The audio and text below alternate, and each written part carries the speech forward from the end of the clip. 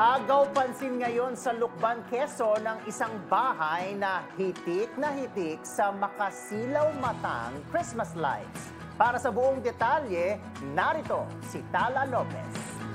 Ilang buwan bago ang Kapaskuhan, ramdam na sa iba't ibang bahagi ng bansa ang malamig na simoy ng hangin at ang mga maliliwanag na pailaw na hudyat ng mahabang selebrasyon ng Pasko. Gaya na lamang dito sa isang bahay sa Lukban, Quezon, kung saan dinarayo talaga dahil sa Christmas lights na talaga namang agaw pansin. Ayon kay J.M. Esperanza, anak ng may-ari ng bahay, nagsimula ito sa simpleng pailaw pero hindi nila inaasahan na tatayuhin ito ng mga tao para makapagpakuha ng litrato sa labas ng kanilang bahay.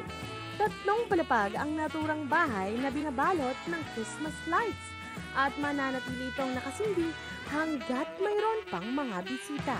Paghahatid ng saya at ngiti sa mga dumarayo ang nag-uudyok sa pamilya na gawin ito na bahagi ng diwa ng Kapaskuhan sa kabila na rin ng problema gaya ng pandemya.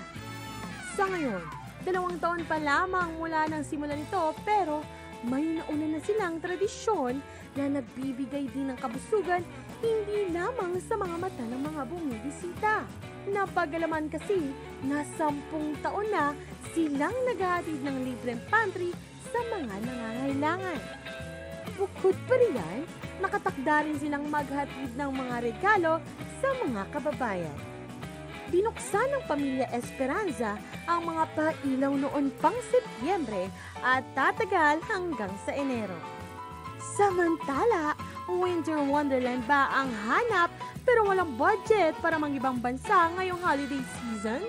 Maaari pa rin ito ang ipagdiwang kasama ang mga chikiting sa malamig na Baguio City matapos buksan naman ang isang Christmas village na isa sa pangunahing dinarayo tuwing Kapaskuhan.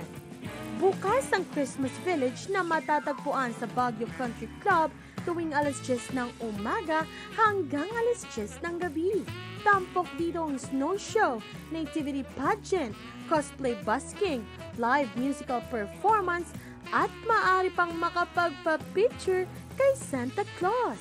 Dahil sa mga ganitong pasyalan at atraksyon, masasabi ngang ang Pilipinas ang may pinakamahabang pagdiriwang ng Kapaskuhan sa buong mundo. Kaya naman sa kabila ng mga problemang kinakaharap, dapat pa rin ngumiti at magpasalamat dahil tunay ngang may liwanag natin ang ipinanganak noong unang Pasko. Ako, si Tala Lopez, ang inyong Abante Teletabloid reporter. Walang inatrasang balita.